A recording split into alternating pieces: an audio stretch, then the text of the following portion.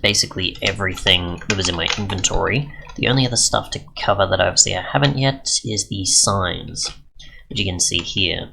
So obviously this is how much text I could get on here. Obviously it's a bit hard to read with all the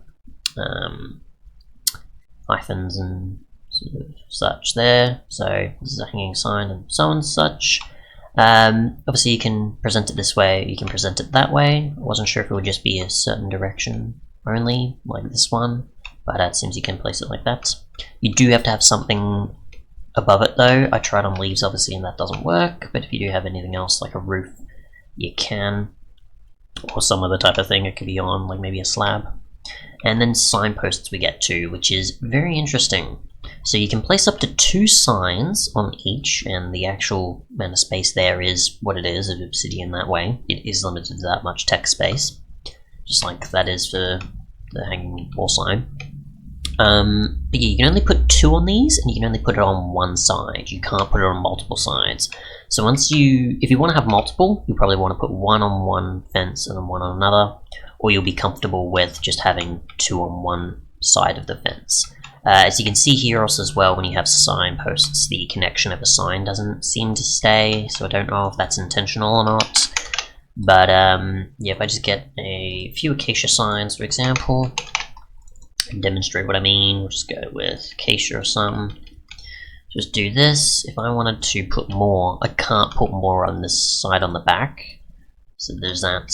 Now you can also edit these signs anytime, so you can just say acacia, or you can say, is tab or enter? I don't know how you access the other.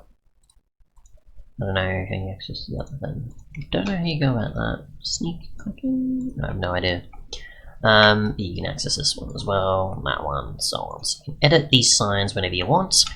They also fit certain theming quite well, but the yeah, fence posts are not bad, but yeah, if you wanted to access other stuff at the back, you can't. But I assume that's probably a maybe valid limitation, because you know you only need to focus on how much, and otherwise the block space or just what you really would need to use it for. You don't need something really on multiple sides, but if you did have, say, however many paths or something, I guess, where you'd have a signpost, maybe you might want that. But yeah, just if you were intending on doing that, now you know. Otherwise, that is it. That is all of Supplementaries. I don't know if there's any configs. I'll check just quick. Supplementaries, there is 2 configs apparently, so there's quite a bit here. So we've got the common and we've got the client. So we'll go with client first, I guess. So you got the ability to pretty much set up stuff for many of the different types of blocks here and particles. So for fireflies in a jar, you got the ability to set the spawn period of fireflies that appear in the jar, I assume. And you've got the spawn chance as well, so there's each period of time and there's each chance that it actually does check or actually displays them, I assume. Something like that.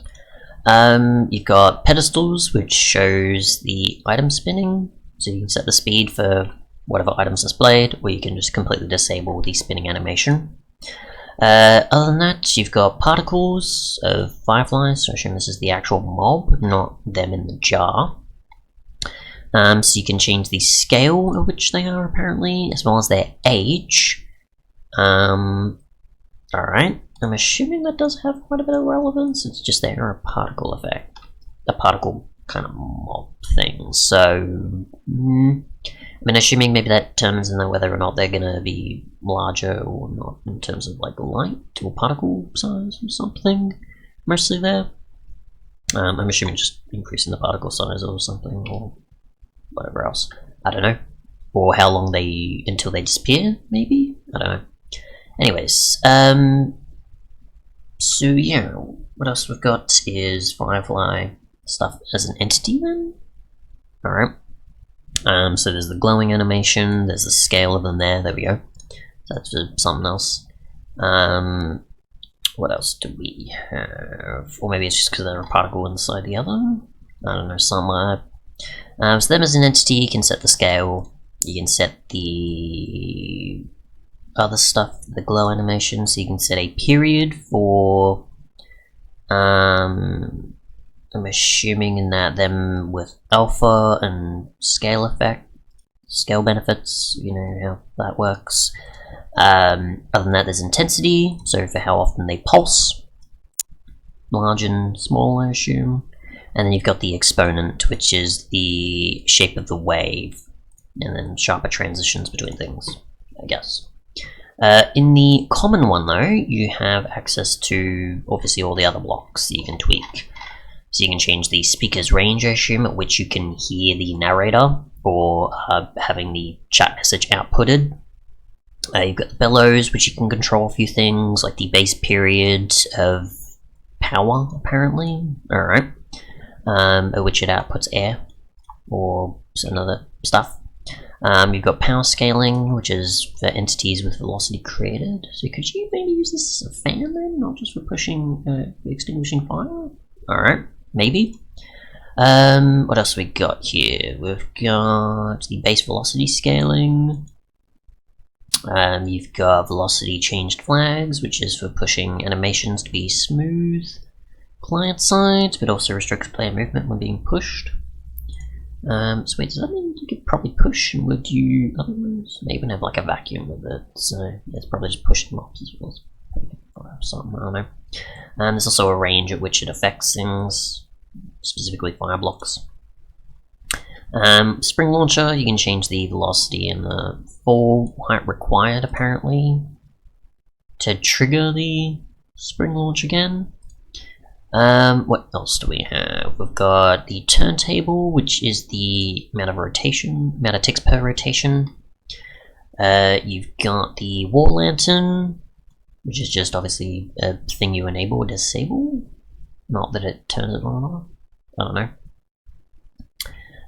What else do we have? We've got the jar, and what it can do with being able to capture mobs, apparently. Oh, so you can capture maybe baby slimes, parrots, and okay, I didn't think to do that. And then tinted. Oh, so that's what that's for. I might actually try that. Enderman, can you please jump in my tinted jar if you don't mind? Oh, right after that happens and it's raining. Of course, as per usual. On here, so Enderman.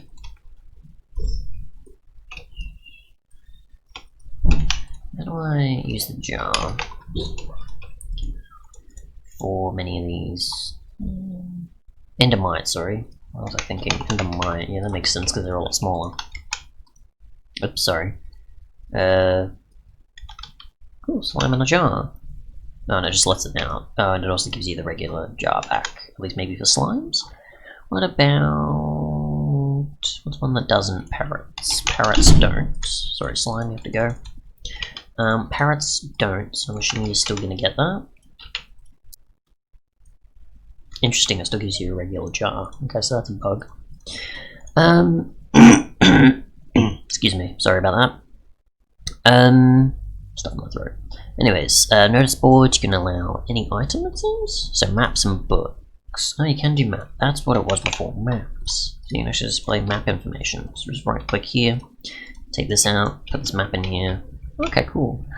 A bit dark, so I'm assuming that's just a sort of bug there, or a shading glitch or something. I don't know. I don't think that's intentional, but I'm not sure.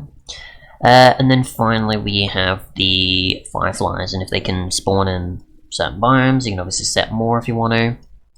The weight at which they spawn, the minimum maximum group size they appear in, and more. Thanks so much for watching, and goodbye.